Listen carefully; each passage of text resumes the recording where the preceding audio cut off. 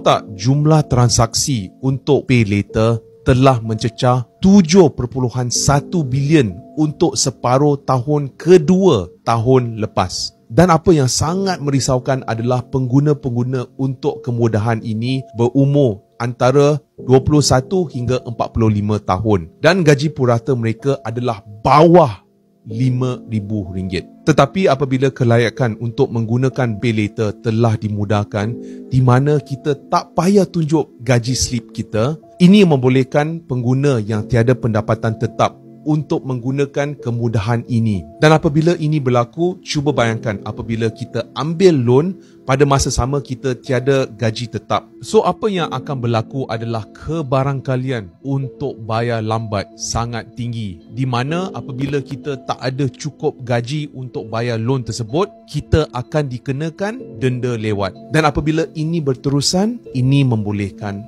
lebih ramai orang bankrupt. Tetapi apa pendapat kamu? Adakah kemudahan ini sesuatu yang sangat berguna atau sangat berbahaya? Sejujurnya dengan kenaikan harga barang-barang baru-baru ini, meminjam seolah-olah satu-satunya jalan penyelesaian.